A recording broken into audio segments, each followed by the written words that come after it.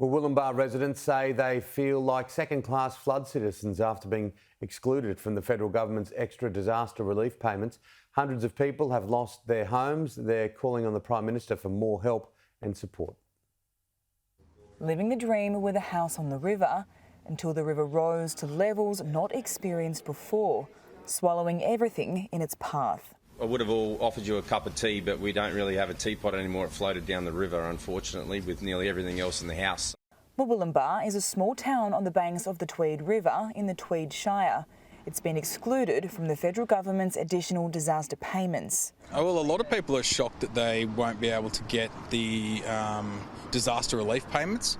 Because if you look along here, it's not that dissimilar to what you see in Lismore, and that's where people are going, well, hang on a second, we've lost everything as well, why aren't we able to get these payments ongoing? Locals say the water rose 1.5 metres in an hour, taking everyone by surprise and breaking the 2017 flood levels. This park is now a mud pit. A few days ago, it resembled a lake. Cars and water tanks washed into the train line. It's an indication of just how powerful and destructive the raging torrents were. It has been devastating for our region.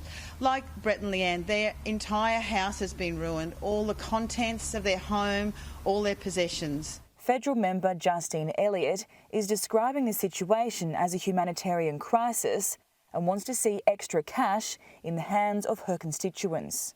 Scott Morrison deliberately refused to extend that disaster assistance payment to those of us in the Tweed, Byron and Ballina Shires.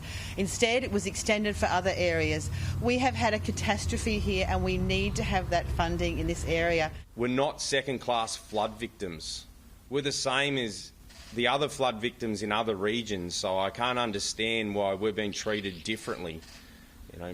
Everyone needs the support here as much as they need it anywhere else. In a statement, the National Recovery and Resilience Agency says, we are actively considering further impact data as we have it to hand to determine whether we need to extend that support for the 3 LGAs to others. As the clean-up goes on, people are wondering where they will live. The region was experiencing a housing crisis before the floods, and now it faces a housing catastrophe. Georgia Simpson, Sky News, Murwillumbah.